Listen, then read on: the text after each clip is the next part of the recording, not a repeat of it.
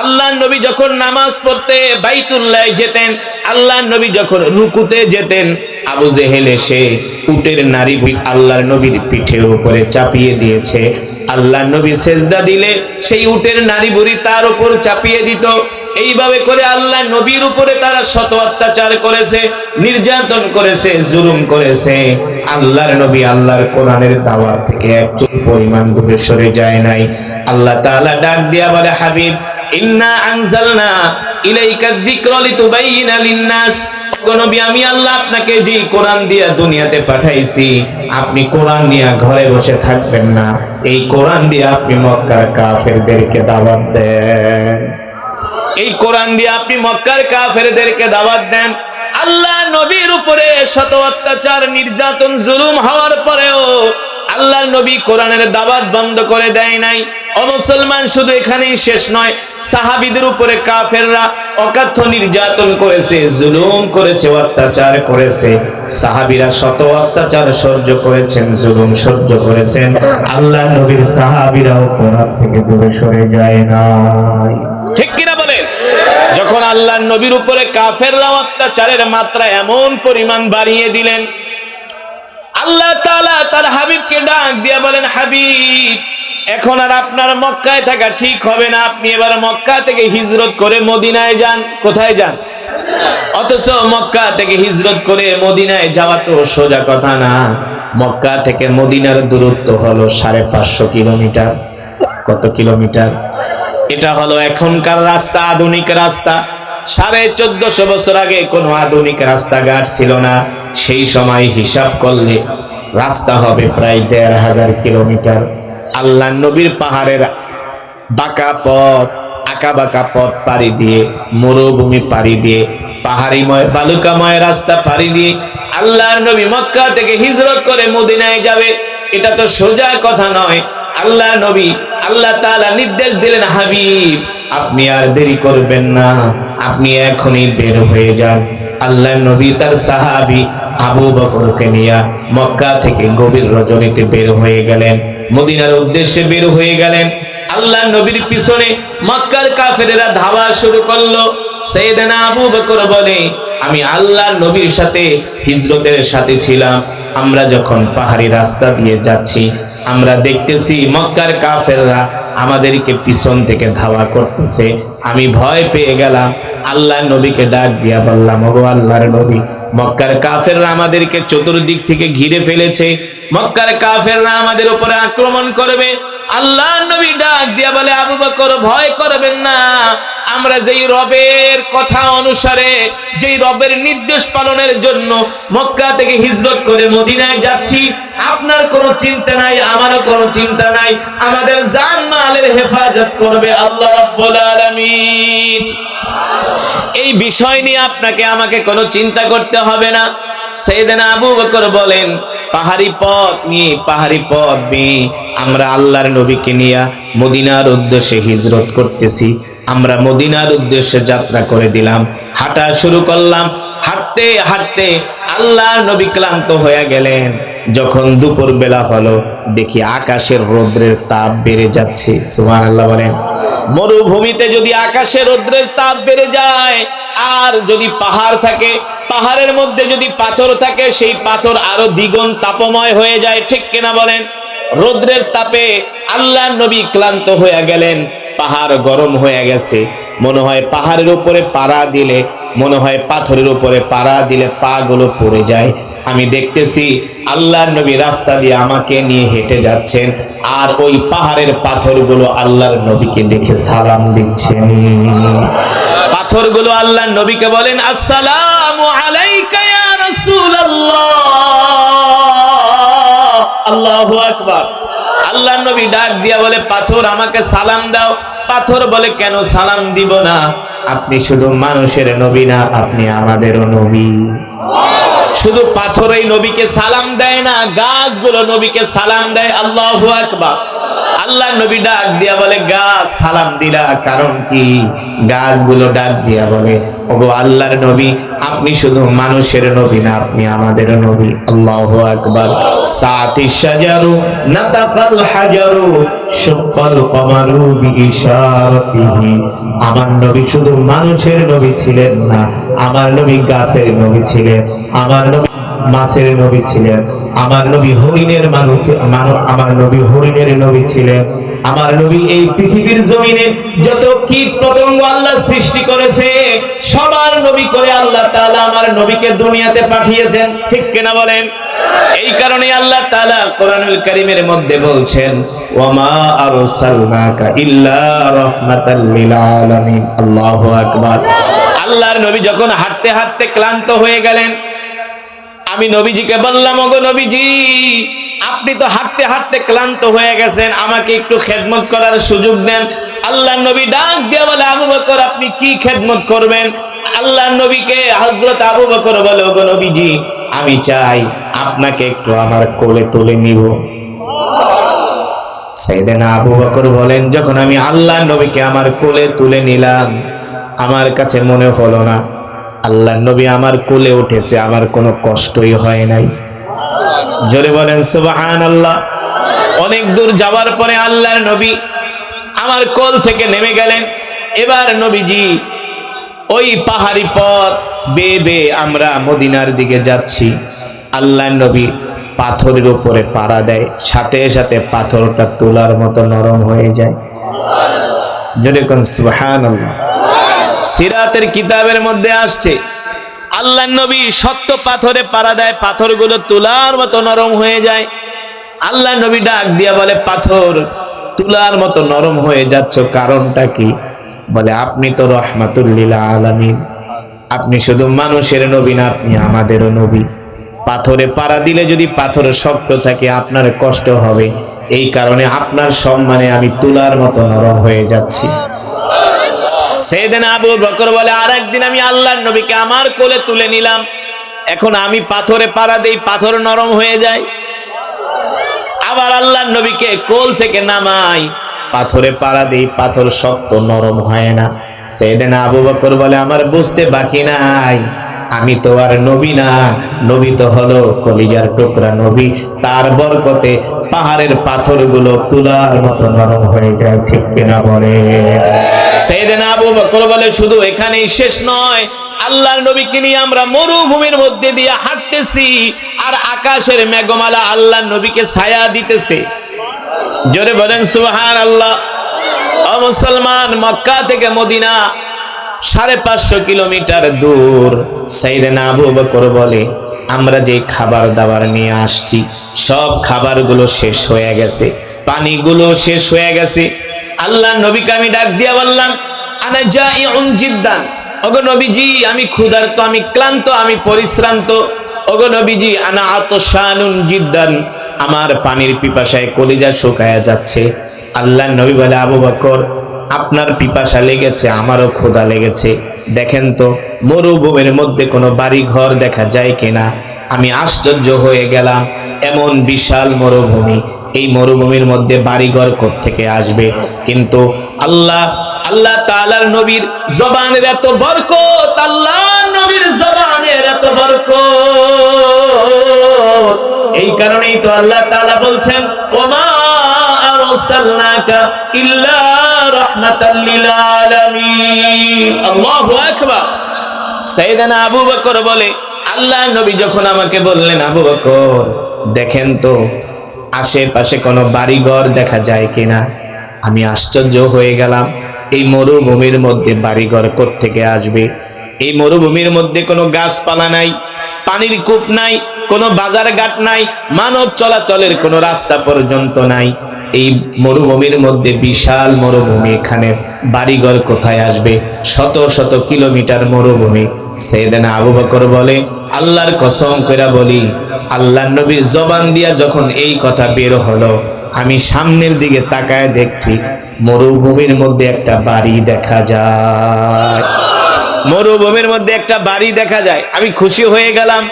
আল্লাহ নবীকে ডাক দিয়া বললাম, ওগো নবীজি, উনজুর ইলাল আমাম, ওই যে তাকায় দেখেন একটা বাড়ি দেখা যায়। আল্লাহ নবী বলে আবু বকর ইমশি মাই, চলেন আমার সাথে, আমরা ওই বাড়িতে যাই মেহমান হব, ওই বাড়িতে যে আমরা তাদের কাছে আশ্রয় গ্রহণ করব, ওই বাড়িতে যে আমরা তাদের কাছে কিছু খাবার দাবার চাইব। সাইয়েদনা আবু বকর বলে চলেন আল্লাহর নবী। সাইয়েদনা আবু বকর বলে আমার কাছে দেখা মনে হলো বাড়িটা অনেক দূরে। আল্লাহর নবী আমার হাত ধরার সাথে সাথে দেখলাম চোখের পলকে বাড়ির সামনে চলে এসেছি। এবার বাড়ির সামনে আইসা দেখি ছোট্ট একটা ঘর, ভাঙাচুরা একটা কুঠুরি, ভিতর থেকে দরজা লাগানো। আল্লাহ নবী যা বলেন আবু বকর দরজায় নক করেন। সাইয়েদনা আবু বকর বলে ইফতাহিল বাব, এ ঘরের মালিক কোথায়? ঘরের দরজা খোলো। একবার ডাক দিল কোনো আওয়াজ নাই, দ্বিতীয়বার ডাক দিল কোনো আওয়াজ নাই, তৃতীয়বার ডাক দিল কোনো আওয়াজ নাই, চতুর্থবারের সময় ঘর থেকে আওয়াজ আসতেছে, কে গো তোমরা কোত্থেকে এসছো? বলে জিনা মিনাল মক্কা ইলাল মদিনা, আমরা মক্কা থেকে আসছি, মদিনায় যাব, আমরা দুইজন মুসাফির। সুবহানাল্লাহ বলেন। তো মক্কা থেকে আসছো, মদিনায় যাবা, ভালো কথা, আমার বাড়িতে কেন আসছো? সাইয়েদনা আবু বকর বলে শোনো গো, আমরা দুইজন মুসাফির, আমাদের কাছে খাবার দাবার যা ছিল শেষ হয়ে গেছে, যদি তুমি আমাদেরকে একটু খাবার দিতা। ঘর থেকে বলে আনা ফাকিরুন জিদ্দান, আমরা গরিব মানুষ, নিজেই খাইতে পারি না, আবার তোমাদের খাওয়া দিব কোত্থেকে? আল্লাহ নবী বলে আবু বকর তাহলে একটু পানি চান, অন্তত একটু পানি চান।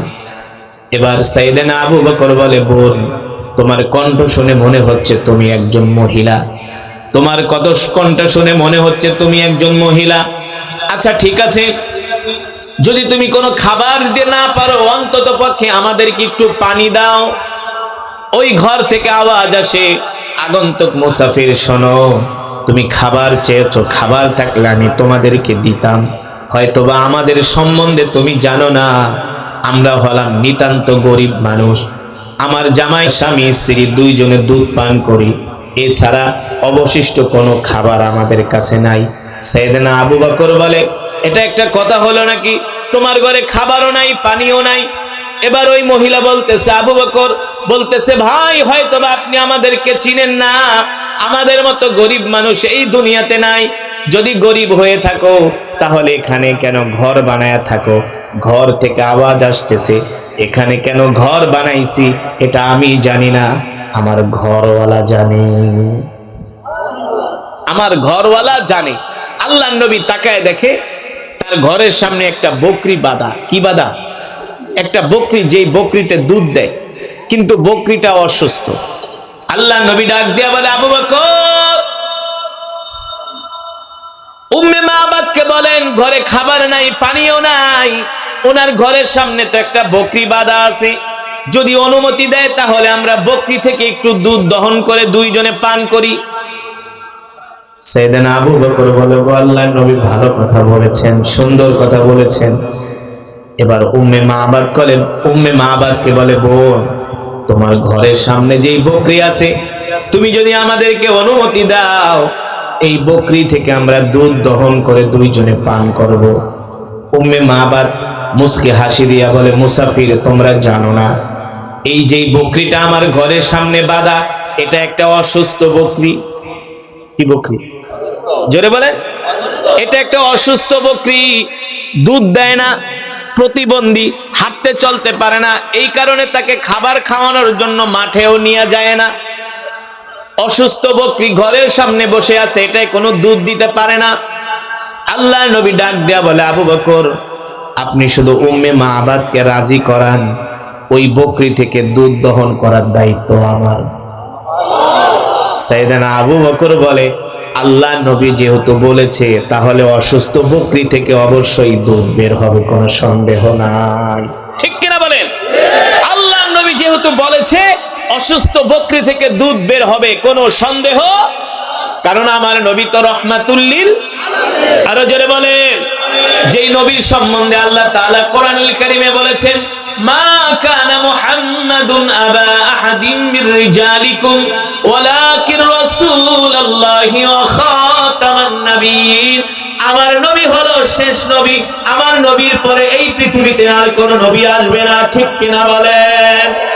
আল্লাহ তাআলা বলে লাকাদ জাআকুম রাসূলুম মিন আনফুসিকুম আজিজুন আলাইহি মা আনিতুম হারিসুন আলাইকুম বিল মুমিনিনা রাউফুর রহিম। আল্লাহ রাব্বুল আলামিন বলে নবী বলে দেন, এ দুনিয়ার মানুষ, আমি আল্লাহ তোমাদের মধ্য থেকে এমন একজন নবী পাঠাইছি যেই নবী কিনা তার জীবনের চেয়েও তোমাদেরকে ভালোবাসে। আল্লাহু আকবার। ওই যে যেই বকরিটা বাঁধা, ওই বকরিও তো নবীর উম্মত, কথা বলে না? ওই বকরিও তো নবীর উম্মত। এবার সাইয়েদনা আবু বকর বলে, বোন অনুমতি দাও, তুমি যদি অনুমতি দাও অসুস্থ বকরি থেকে দুধ দহন করার দায়িত্ব আমাদের। সুবহানাল্লাহ। একবার দুইবার বলার পরে মহিলা রাগ করছে, আছে না কিছু মহিলা, এই মিয়া বলতেছি অসুস্থ বকরি দুধ দেয় না, খালি বারবার এক কথা বলো, ঠিক কিনা বলেন? এবার মহিলার কৌতূহল হলো, এতবার বলি তারপরও শোনে না, খাওয়া চায়, পানি চায়, কারারে ওরা? ঘরের দরজা খুলে ফাঁকা করে একটু তাকায় দেখে উম্মে মাবাদ আল্লাহ নবীর চেহারার দিকে তাকায়া উম্মে মাবাদ বলে, এ তো দুনিয়ার মানুষ না, মনে হয় আসমান থেকে আমার বাড়িতে চাঁদ উদিত হয়েছে। আল্লাহর নবীর চেহারা দেখে উম্মে মাবাদ পাগল হয়ে গেছে। এত সুন্দর চেহারার মানুষ, এই মানুষে আমি পানি দেই না, খাবার দেই না, দুধ দহন করতে দেই না, আমার মতো তো অকৃতজ্ঞ মানুষ হইতে পারে না। এত সুন্দর যুবক, আল্লাহর নবীর চেহারা দেখে উম্মে মাবাদ পাগল হয়ে গেছে। উম্মে মাবাদ বলে, আমি যখন নবী মুহাম্মদের চেহারা দেখলাম, আমি তাকে চন্দ্রের সাথে তুলনা করতে লাগলাম।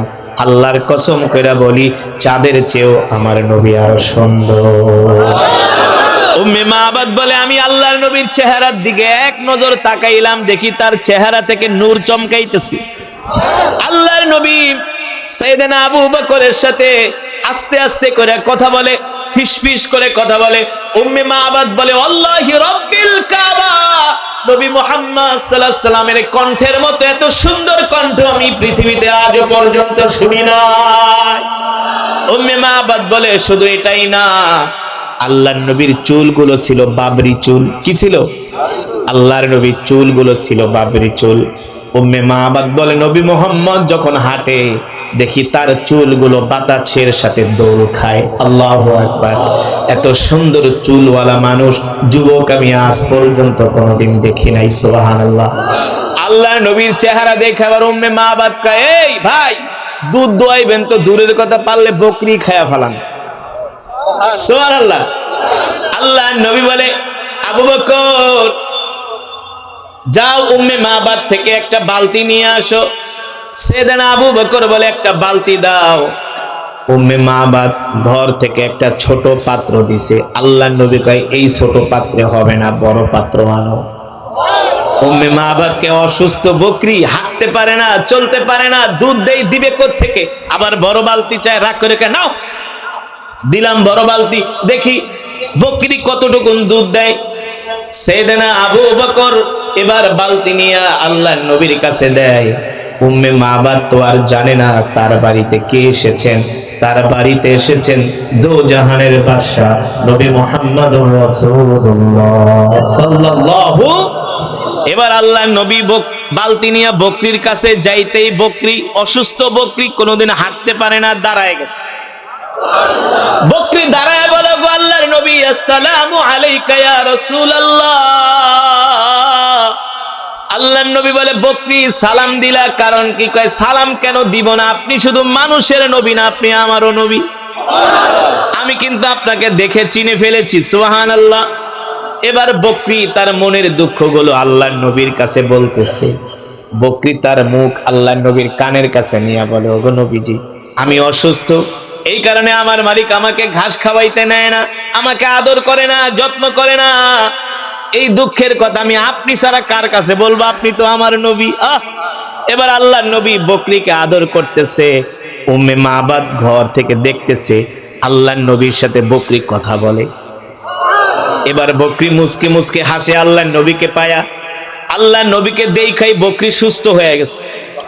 এবার যেই বকরি অসুস্থ, দুধ দিবে তো দূরের কথা, আল্লাহর নবী বিসমিল্লাহ বইলা শুধু ওই বকরির স্তনে হাত দিছে, সাথে সাথে স্তনটা দুধে ভরপুর হয়ে গেছে। এমন দুধে একেবারে স্তন ফুলে গিয়েছে দুধে। উম্মে মাহবাব সব দৃশ্যগুলো দেখতেছে। এবার বকরি ডাক দিয়া বলে, গো আল্লাহর নবী, তাড়াতাড়ি করে আমার থেকে দুধ দহন করেন, আমি দুধের ভার সইতে পারি না। আল্লাহর নবী নিজের বরকতে হাত দিয়া দুধ দহন করেছেন। আমার নবী এমন নবী যিনি যুদ্ধ, আমার নবী ছিলেন পৃথিবীর সবচেয়ে বড় ব্যবসায়ী। আম্মাজান খাদিজা আল্লাহর নবীকে ব্যবসা করার জন্য পাঠাইছে। সবার চেয়ে আল্লাহর নবীর ব্যবসায় ভালো প্রফিট এসেছে, ঠিক কিনা বলেন? আমার নবীকে যেই জায়গায় দাঁড় করাবেন সব জায়গায় আমার নবী 100-তে 100, 100-তে 100 না, হাজারে লক্ষে কোটিতে 100, ঠিক কিনা বলেন? আমার নবীকে যদি বাবার কাতারে দাঁড় করান, সৈয়দ হযরত ফাতেমা বলে, আমার বাবার মতো এমন বাবা পৃথিবীতে নাই। আমার নবীকে যদি নানার কাতারে দাঁড় করান, হযরত হাসান হুসাইন বলে, আমার নানার মতো এমন নানা পৃথিবীতে নাই। হযরতে আব্বাস বলে, আমার নবীকে যদি চাচার কাতারে দাঁড় করান, আমার চাচার মতো চাচা পৃথিবীতে নাই। আল্লাহু আকবার। আমার নবীকে যদি রাষ্ট্রপ্রধানদের কাতারে দাঁড় করান, আমার নবীর মতো রাষ্ট্রপ্রধান এই পৃথিবীতে আসে নাই, আর কোনোদিন আসবেও না। আমরাও বলি আমাদের নবী হলো পৃথিবীর শ্রেষ্ঠ নবী, ঠিক কিনা বলেন? আল্লাহ তাআলা সেই কারণেই কোরআনে বলছেন, কুল ইন কুনতুম তুহিব্বুনাল্লাহ ফাত্তাবিউনি ইউহিব্বুকুমুল্লাহ ওয়া ইয়াগফির লাকুম যুনুবাকুম ওয়াল্লাহু গফুরুর রহিম। আল্লাহু আকবার। আল্লাহ রাব্বুল আলামিন বলে, হে দুনিয়ার মানুষ, তোমরা যদি আল্লাহকে পেতে চাও তাহলে সর্বপ্রথম তোমরা তোমাদের নবীকে ভালোবাসো। কাকে ভালোবাসো? আরো জোরে বলেন। আল্লাহ তাআলা বলে, তোমরা যদি আল্লাহকে পেতে চাও সর্বপ্রথম তোমরা তোমাদের নবীকে ভালোবাসো। যদি নবীকে ভালোবাসতে না পারো তাহলে তোমরা মুমিন হতে পারবে না, ঠিক কিনা বলেন? শুধু নবীকে মুখে মুখে ভালোবাসলে হবে না, আল্লাহর নবীকে জীবন দিয়া ভালোবাসতে হবে, ঠিক কিনা বলেন? নিজের সব কিছুর চেয়ে আল্লাহর নবীকে ভালোবাসতে হবে, ঠিক কিনা বলেন? নিজের সন্তানের চেয়ে আল্লাহর নবীকে ভালোবাসতে হবে, নিজের পরিবারের চেয়ে আল্লাহর নবীকে ভালোবাসতে হবে। কারণ নবীর হাতেই থাকবে জান্নাতের চাবি। নবীর সুপারিশ সাফায়াত ছাড়া কেউ জান্নাতে যেতে পারবে না। পারবে? জোরে বলেন। এবার মনে আছে নাকি ওই ঘটনা? কি করছেন আল্লাহর নবী?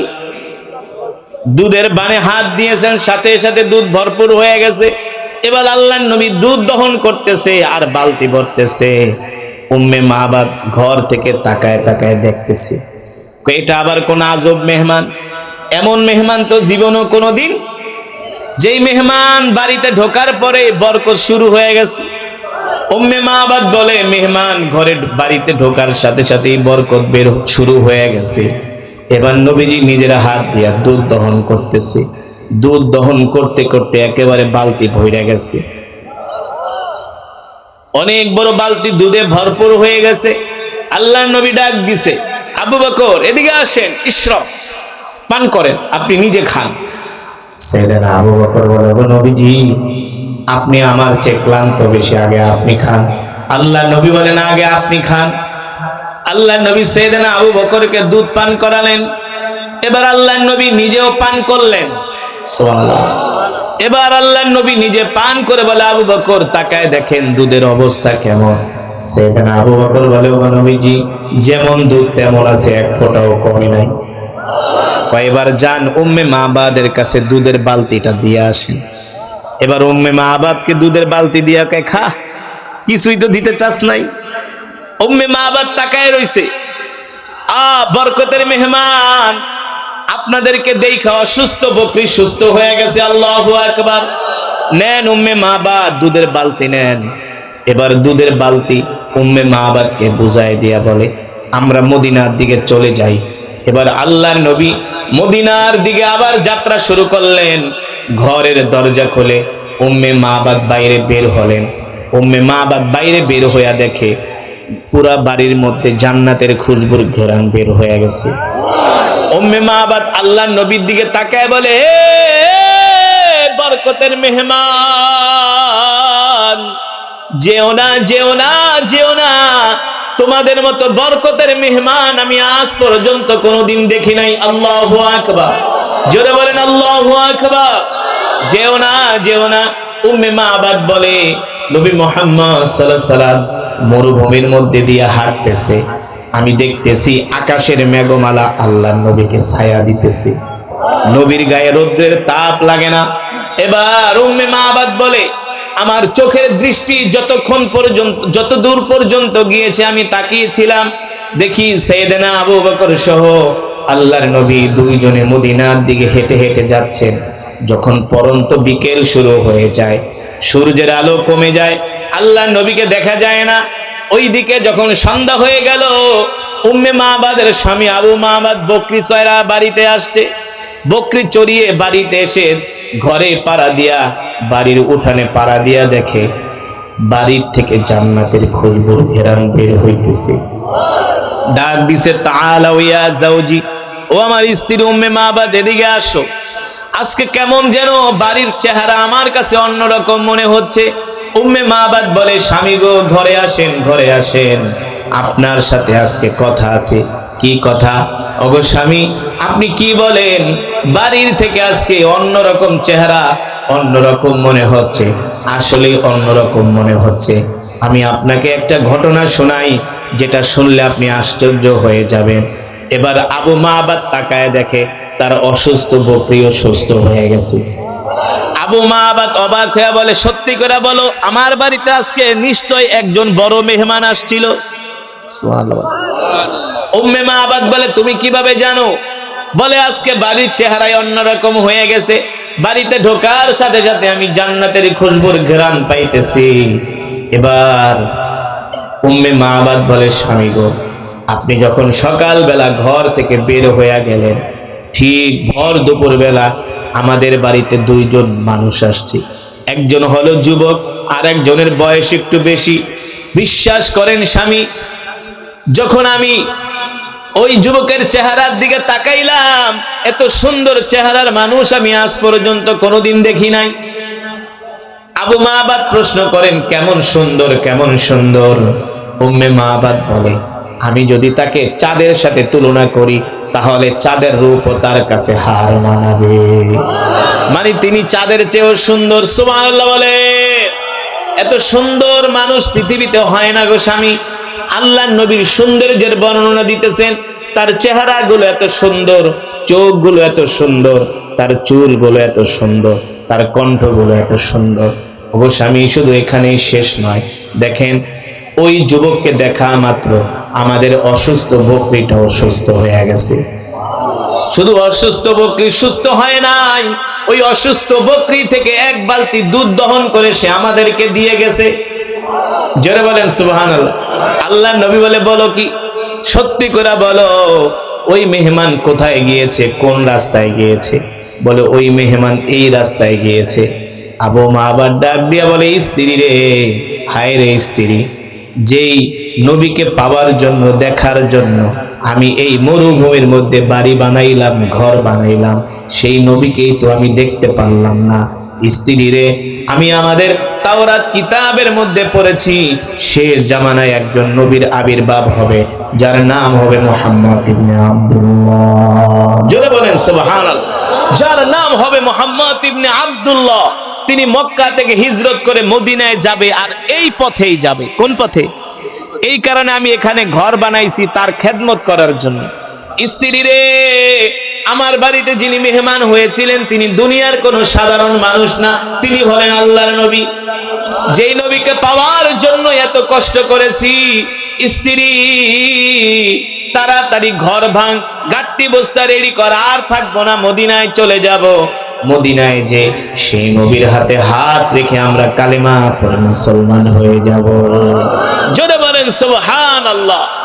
আবু মাবাদ তার ঘর বাড়ি ভাঙ্গা, লোটা ঘটি যা ছিল, গাট্টি বস্তা, ভেড়া বকরি নিয়ে তিনি মদিনার দিকে রওনা শুরু করলেন, যে আর দেরি করব না, যেই নবীকে পাওয়ার জন্য, যেই নবীকে দেখার জন্য এই মরুভূমির ভিতরে ঘর বানাইলাম, এতটা বছর ছিলাম, চলো স্ত্রী সেই নবীর হাতে হাত রেখে কালেমা পড়ে মুসলমান হয়ে যাব। তিনি হলেন আখিরি নবী, তিনি হলেন বিশ্ব নবী রাহমাতুল লিল। সেই নবীর উম্মত আমরা, খুশি নাকি বেজা? জোরে বলেন, খুশি নাকি বেজা? সেই নবী কোনোদিন মিথ্যা কথা বলছে? আমরা কি মিথ্যা কথা বলি? হ্যাঁ, চাঁদপুর মতলবে এক মাহফিলে গিয়েছি। যাওয়ার পরে মাহফিল কমিটি কয়, হুজুর আজকে এমন কেরাত পড়বেন একেবারে মাইকের তারমার সিরা হয়ে যাবে। হুজুর এমন কেরাতে টান দিবেন যাতে মানুষ ঘরের থেকে উঠে আইসা পড়ে। তো আমি মাহফিলের অবস্থা দেখা কমিটিরে ডাক দিলাম, এইদিকে আসেন, ওয়াজ তো ভালোই করান। হুজুর 51তম ওয়াজ। কততম? হুজুর 10টা গরু জবাই করছি, 50,000 মানুষ তবারক খাওয়াবো। আমি কেটে কি 50 বছর? হ্যাঁ, বাপদাদার আমল থেকে কইতেছি। এলাকার মানুষ ওয়াজের লেগা পাগল। আমি বলি মাশাআল্লাহ। ইমাম সাহেবকে, হুজুর সারা রাত যদি ওয়াজ করেন, সারা রাত ওয়াজ শুনবো, এত ওয়াজ শুনি এলাকার মানুষ। তা আমি ডাক দিলাম, ইমাম সাহেব এদিকে আসেন, আপনার মুসল্লিরা তো খুব ধার্মিক। হুজুর একটা কথা কইলেন, খুব ধার্মিক, সারাদিন ওয়াজ শুনি। তো মাশাআল্লাহ। তো মসজিদে তো সুন্দর। হুজুর গ্রামের মসজিদে এসি লাগাইছি, বুঝেন না, মানুষ খুব দান করে। আমি বলি, ইমাম সাহেব জুমার নামাজে কেমন মুসল্লি হয়? হুজুর একটা কথা কইলেন, মসজিদের ছাদেও জায়গা দেওয়া যায় না, বারান্দায়ও জায়গা দেওয়া যায় না, ওযু খানায়ও দাঁড়ায়। আমি তো খুব ভালো, খুব নামাজি আপনার মুসল্লিরা। তো ইমাম সাহেব জুমার নামাজে জায়গা দেওয়া যায় না, তো ফজরের নামাজের কি অবস্থা? এখন ইমাম সাহেবকে, হুজুর আর লজ্জা দিয়েন না। আমি কেন? এতক্ষণ তো মুসল্লির প্রশংসায় পঞ্চমুখ, এখন লজ্জা দিবেন না, এটা কেন বলেন? হুজুর কি কোনো দুঃখের কথা, 80 ঘরে খাই। 80 ঘর বোঝেন? 80 ঘর কি বলেন তো? 80 বাড়িতে খায়, মানে 80 বাড়ি থেকে তাকে খাবার দেয়। 80টা ফ্যামিলি, 80টা সদস্য ওই এলাকায়। হুজুর 80টা ঘর থেকে 8 জন মানুষও ফজরের নামাজে আসে না। বাংলাদেশের ম্যাক্সিমাম মসজিদের একই অবস্থা, ঠিক কিনা বলেন? হুজুর ওয়াজ করেন, ওয়াজ শুনতে মজা লাগে, মাগার নামাজ পড়তে। মুসলমান শুধু ওয়াজ শুনলে হবে না, নামাজ পড়তে হবে, ঠিক কিনা বলেন?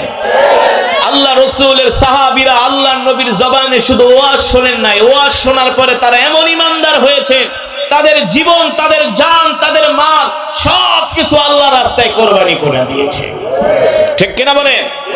আমরাও সেই নবীর উম্মত।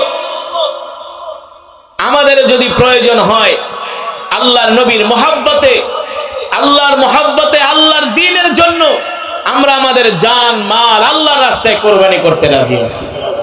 রাজি আছেন তো ইনশাআল্লাহ? তাহলে আজকের মাহফিল থেকে আপনাদেরকে ওয়াদা করতে হবে, জীবনে যতদিন বাঁচবেন আর কোনোদিন নামাজ ছেড়ে দিবেন না। রাজি আছেন? কে কে রাজি আছেন? হাত ওঠে আল্লাহকে দেখান, বলেন আল্লাহ। আরো জোরে বলুন আল্লাহ। ওয়াদা করলাম, ওয়াদা করলাম আর কোনোদিন নামাজ ছেড়ে দিব না। পরিবার পরিজনকেও নামাজের জন্য ডাকতে হবে, আপনার অধীনস্থদেরকে নামাজের জন্য ডাকতে হবে, আপনার বন্ধু বান্ধব ভাই ব্রাদার যারা আছে তাদেরকেও নামাজের জন্য ডাকতে হবে, ঠিক কিনা বলেন?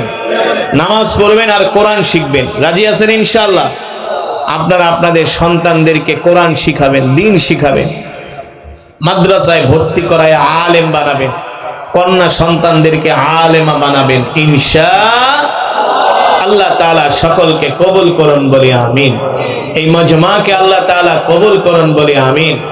আল্লাহ নবী কত কষ্ট করেছেন, মক্কা থেকে শেষ পর্যন্ত হিজরত করে মদিনায় গেছেন, নিজের মাতৃভূমি ছেড়েছেন, নিজের বাপ দাদার ভিটা ছেড়েছেন, দিনের পর দিন না খেয়ে রয়েছেন, আল্লাহর কোরআনের জন্য নিজের জান মাল রক্ত ঘাম সব আল্লাহর রাস্তায় দিয়েছেন। আমরা সেই নবীর উম্মত। আমরা যদি নামাজ না পড়ি, আল্লাহর হুকুম না মানি, হাসরের ময়দানে আল্লাহর নবীকে চেহারা দেখাতে পারবো?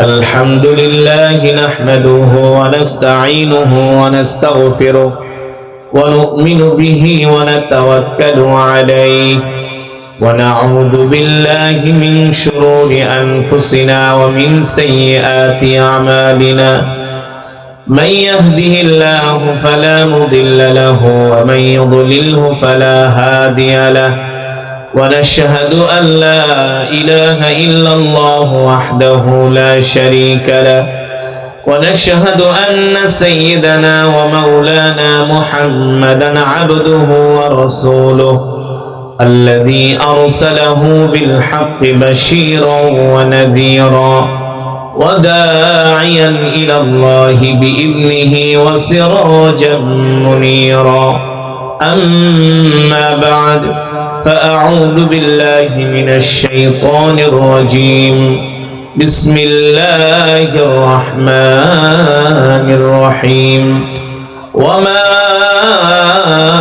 أرسلناك إلا رحمة للعالمين وقال رسول الله صلى الله عليه وسلم أنا خاتم النبيين لا نبي بعدي أو كما قال النبي عليه الصلاة والسلام فقد قال الله تبارك وتعالى إن الله وملائكته يصلون على النبي يا أيها الذين آمنوا صلوا عليه وسلموا تسليما محبت نمازের درود إبراهيم পড়ি আওয়াজ করে اللهم صل على محمد وعلى آل محمد كما صليت على إبراهيم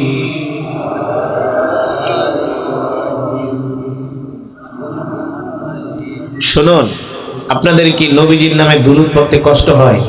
তাহলে এত আসতে কেন? জানেন দুরূদের কি ফজিলত? আল্লাহর নবী বলেছেন, কেউ যদি উম্মত আমার নামে একবার দুরূদ পড়ে আল্লাহ তাআলা সাথে সাথে তার উপরে 10 বার রহমত নাজিল করে। মান সাল্লা ওয়াহিদান সাল্লাল্লাহু আলাইহি ওয়াসাল্লাম আশারা। আল্লাহ রাসূল বলেন, কেউ যদি আমার নামে একবার দুরূদ শরীফ পড়ে আল্লাহ তাআলা সাথে সাথে তার 10টা গুনাহ maaf করে দেন। আমরা কি নবীজির সাথে জান্নাতে নবীজির কাছাকাছি থাকতে চাই? জোরে বলুন, জোরে বলুন। যদি চান তাহলে দুনিয়াতে আল্লাহ রাসূল বলে, উম্মত আমার নামে বেশি করে দুরূদ পড়ো। তো দুরূদ পড়তে আপনারা এত কৃপণতা করেন কেন? এত আওয়াজ কম কেন? হৃদয়ের সবটুকুন ভালোবাসা দিয়ে, হৃদয় উজাড় করে, আল্লাহ তাআলার দেওয়া কণ্ঠ দিয়ে এবার আমরা নবীজির মহব্বতে আরেকবার দুরূদ পড়ব। আল্লাহুম্মা বারিক আলা মুহাম্মদ ওয়া আলা আলি মুহাম্মদ কামা বারাকতা আলা ইব্রাহিম ওয়া আলা আলি ইব্রাহিম। মাশাআল্লাহ। بلغ العلا بكماله كشف الدجى بجماله حسنت جميع خصاله صلوا عليه وآله। আরবের বুকে মক্কা নগরীতে যেথায় মা আমিনার ঘর, আরবের বুকে মক্কা নগরীতে যেথায় মা আমিনার ঘর, খোদার করুণায় কাউসার হয়ে রহমত ঝরেছে বারংবার। বালাগাল আলা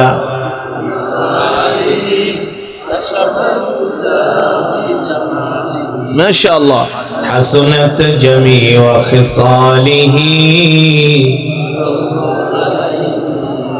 আসুন ইমানদার মুসলমান, মৃত্যুর কথা স্মরণ করে আল্লাহর প্রেমে পাগল হয়ে আমরা কিছুক্ষণ সময় জিকির করব। আমাদের জিকিরের আওয়াজ শুনে আশেপাশের মানুষগুলো বলবে, এখানে কিছু আল্লাহর পাগলেরা বসে আছে। ঠিক কিনা বলেন? আমরা কার পাগল? আর জোরে বলেন, আমরা কার পাগল? আমরা দুনিয়ার পাগল হতে চাই না, সম্পদের পাগল হতে চাই না, নারীর পাগল হতে চাই না, বাড়ির পাগল হতে চাই না, আমরা আল্লাহ তাআলার পাগল হতে চাই। আসুন সেই মাওলার প্রেমের জিকির করি, লা ইলাহা ইল্লাল্লাহ, লা ইলাহা ইল্লাল্লাহ, লা ইলাহা ইল্লাল্লাহ, লা ইলাহা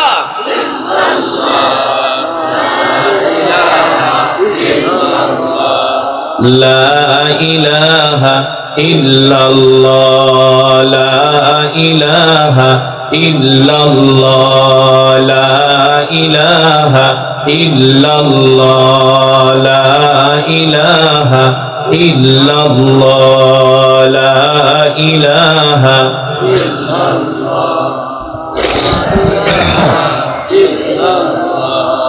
লা ইলাহা ইল্লাল্লাহ, লা ইলাহা লা ইলাহা ইল্লাল্লাহ মুহাম্মাদুর রাসূলুল্লাহ। মুহাব্বতের সাথে পড়ি সাল্লাল্লাহু। আলহামদুলিল্লাহ, আল্লাহ তাআলার দরবারে লাখো কোটি শুকর। দেওয়ান মার্কেট বাইতুল আকসা জামে মসজিদ ও এলাকাবাসীর উদ্যোগে ষষ্ঠ বার্ষিক